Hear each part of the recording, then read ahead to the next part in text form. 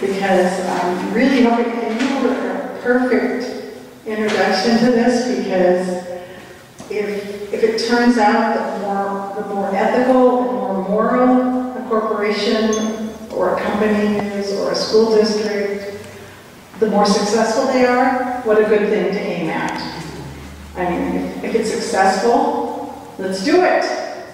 So I'm going to start, though, with a fact, just to kind of shock you a little bit.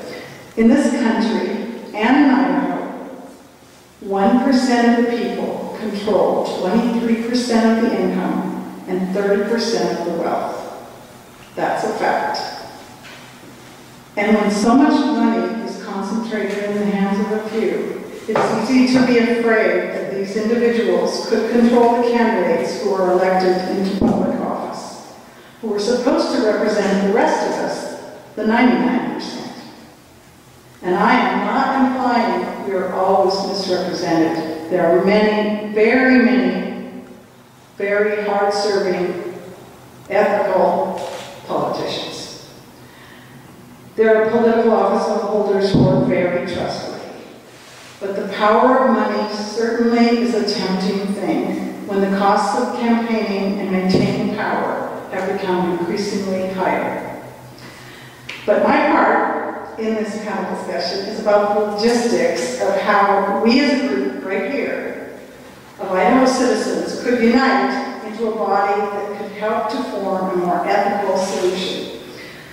A start at forming an ethics commission for the state of Idaho, headed by an attorney of law and composed of leading legislators from both parties, as well as a citizen majority, modeled after the Washington State Ethics Commission formed in 1969. It's been in existence for 43 years. The Washington Ethics Commission has helped lawmakers and citizens to have an impartial legal panel to examine possible misconduct in the legislative, judicial, and public service branches of state government. It costs its citizens $175,000 a year, but to be blunt, it saves the state citizens up to millions, as Jeff pointed out, of potential waste in bribery, fraud, and legislative actions that are frivolous.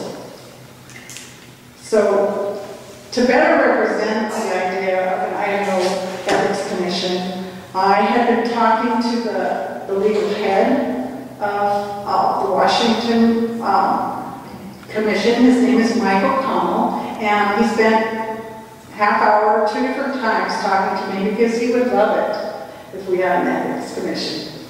I asked him to write me this letter about his work over the last years, because I thought in his words, he could express even better than I can about why we should do this.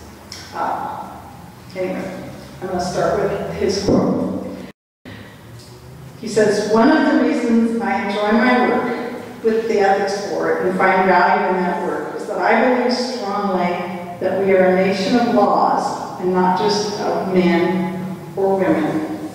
This means generally that we observe the rule of law. It provides us with a generally acceptable framework within which to live, work, and play without undue fear of anarchy, revolution, and the terror of the mob. The Washington Ethics Act is not the product of some hasty, ill-thought-out approach to punishing individuals for being individuals. The Act is the product of the legislature, and as such, it was debated and passed in a public forum. It is a law. It becomes part of the rule of law, and as such, it deserves a fair but vigorous implementation, no less or no more than any law does. And the legislature this session did try to form one, but there was too much bipartisan pull back and forth. Nobody wanted to take. When one side said, let's have an ethics commission, the other side would argue against it.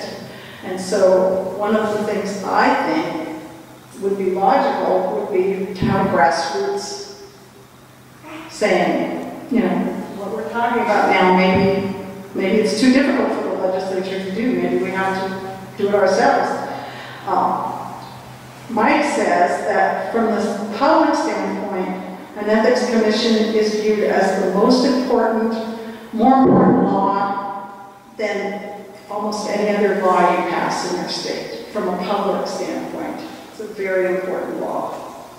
Not just, mostly because it provides a mechanism for questioning the behavior of elected officials. Not just general behavior, but rather specific constraints found in the law and enforceable by the ethics board. Our law addresses gifts to legislators, travel provided to legislators, conflicts of interest, etc. The cornerstone of this law, the foundation on which this law rests, is the prohibition, though, of the use of public resources to assist a legislator's campaign or use against her opponent or his opponent. This prohibition extends to the use of public resources to unduly oppose ballot measures also, or support them. You can't use public funds. Mike states that an ethics code is not limited. If it is not limited, it is not workable. In other words, if it is not fairly well defined, but rather vague, it's not workable. And if it's petty or too concerned with nitpicking, respect is lost and it becomes not workable. An ethics board would have no respect if it appeared to be judgmental based upon some criteria not found in the law. When I was talking to him, it was all based on the law. You have to be able to point to the section of the law or an opinion interpreting that section before enforcement measures can be taken. It can't work any other way. If you want to save people's souls, become a minister. You have to have all the laws in place. Washington has a part-time legislature like Idaho, and this makes things tricky. The ethics law expressly recognizes this fact, and it's interpreted with the understanding that most will have other jobs. Conflicts of interest can be very interesting issues. You have to be practical in applying this concept. Citizen A, for instance, files an ethics complaint against Representative X, who is a potato farmer, and has just voted for a tax break for potato farmers. May set the public's teeth on edge, but not an ethics violation. Why? Because years ago, in light of the constitutional provision establishing a part-time legislature, it was ruled that there was no conflict unless the vote affected you more than the class of people you belong to, potato farmers. In other words, if the rule just gave you advantage, you're one potato farmer, then that would be unethical. There is another advantage of having a long history of ethics opinions. And when I was talking to him, he was talking about how many precedents the Washington one has. They have over 100 precedents that we could follow if we borrow their rules and law. When you first start down this ethics road, you would benefit, I think, by looking at what we have said, or at least paying some attention to the rules of those cases. There's a whole Q&A manual that he has that we would have access to that addresses all different kinds of ethics questions. Alaska has recently created an ethics commission also, and it seems to be doing pretty well. He tells us this is not a war, and he doesn't treat it as such. Another aspect of the job, he says, I really enjoy is the give and take with legislative attorneys. They are smart, effective advocates for their respective houses, and yet are of such caliber that they too place the rule of law first. Remember, he says, that 99% actually of these folks don't sit around trying to find ways to break an ethics law. And that's probably because they have an ethics commission. If you don't have an ethics commission, it's you can easily see you go down that slippery slope. So having an ethics commission might be very important for Idaho. We can all use a little help on occasion, someone to bounce ideas off of. And he states that the legislators will come into his office and ask them before they make a decision. So just having that office there would be very helpful. Within reason, providing a place, a forum, a process, whatever you want to call it, for citizens to voice a grievance is not a bad idea. In other words, any of you can bring a grievance when you see it. Sometimes he says he just acts like an ombudsman, where he may not be able to bring the suit, but you have to have, he wants to listen to you.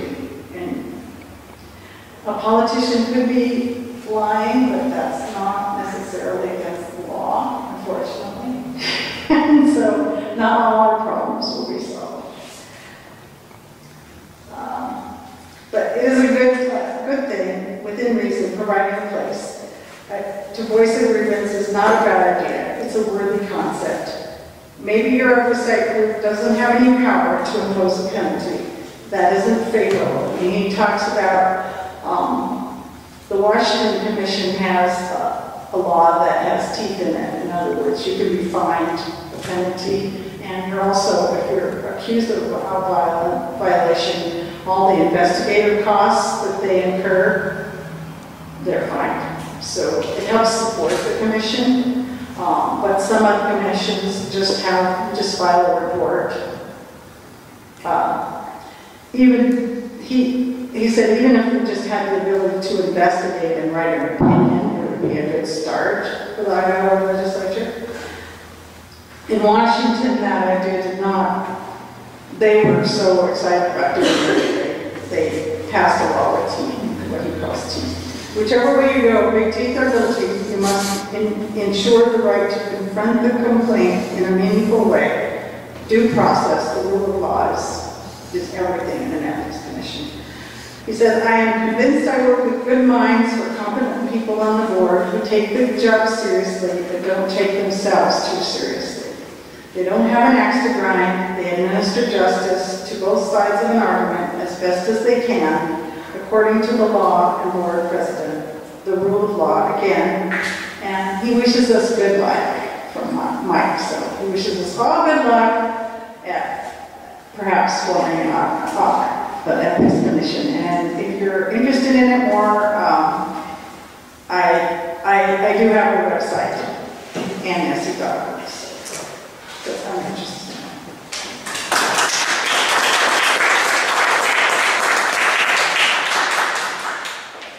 Okay, first and foremost, I want to take some time and thank all of the speakers that spoke tonight for their wonderful speeches that they delivered. I really appreciate it. And second of all, I want to thank all of you that came here tonight to listen to them speak.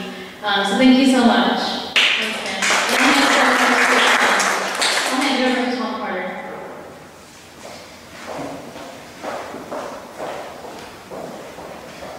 Thank you again for everybody who came tonight. I really appreciate it. And I thank you all for your views. It was wonderful. Everybody presented well. And I want to remind you all that we are a nonprofit. And here's my sales speech, okay? And we have our monthly sustainability drive. And for as little as $5 a month, you can sign up and give and make these things happen at no cost to you, just like tonight. We have many things that go on each and every month, and they're free to the public. And so I invite you to come. I invite you to become a friend of HRDI. Come to our socials. We have quarterly socials. We have a lot of different events. We have a cupcake decorating class coming up soon for adults and children and adults and children. So a lot of other things that are going to be taking place as well. Once again, I thank you for coming, and I appreciate it. Thank you.